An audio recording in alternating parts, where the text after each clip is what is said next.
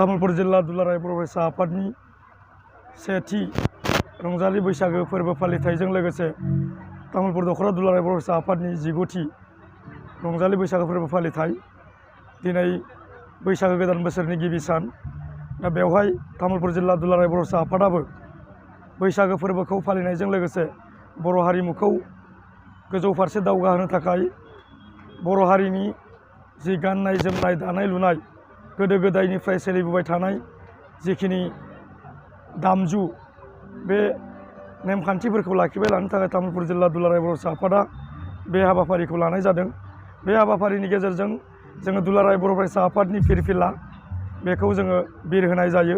बेजों लोगोसे जोङो दुलाराय बर' फरायसा आफादा अराय समबो बर' हारिनि थामोनथा बा जौगानायनि थाखाय जायफोरानोखि अबथिरा गावबा गावनि बेसेन गोसा जिउखौ खोमानानै गारबाय, जोङो हारिमुनि गेजेरजोंबो जायफोरानोखि मुंख्लं जालांबाय बिथांमोनखौ गोसोखांनानै बिथांमोननि सेरावबो जोङो आलारि बाथि सावनानै आर'ज गाबनाय जायो। बेजों लोगोसे जोङो दिनै बैसागो फोरबो फालिनायजों लोगोसे गिदिरखौ मान होनाय, उन्दैखौ अननाय, बेखौनो लानानै जोङो तामुलपुर ओनसोलनि जेसेबां जोंनि समाज सिबियारि मेलेमजिबि माने बैसोगोरा सुबुंफोरखौ जोङो मान बावनानै जोङो बोर बिनाय जायो। बेजों लोगोसे जोङो दिनैनि जि हाबाफारि बर'नि जि बैसागो फोरबोजों सोलिफुनाय जि परम्परा जोङो खुंखा जानाय बे हाबाफारिखौबो जोङो लानानै जोंनि जि बर' हारिनि जि बैसागो गाजा गोमजायै फालिनाय बेखौ जोङो तामुलपुर जिल्लाया गाजा गोमजायै फालिनाय जायो।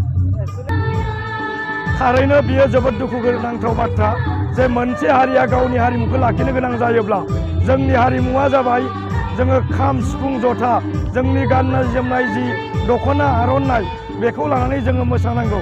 नाथाय जि डिजे दामनानै मोसानाय, जि मिउजिक दामनानै मोसानाय, बेयो गुबुन हारिनि बा गुबुन हादोरनिसो मोसानाय, जाय मोसानायजों जोंनि बर' हारिमुवा मालाबाबो थांनानै थानाय नङा।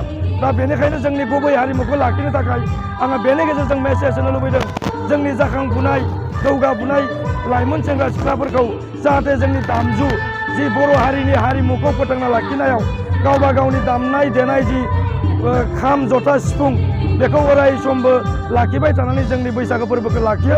बेखौनो आङो तामुलपुर जिल्ला दुलाराय बर' फरायसा आफादनि जानानै आङो खावलायनाय थाबाय।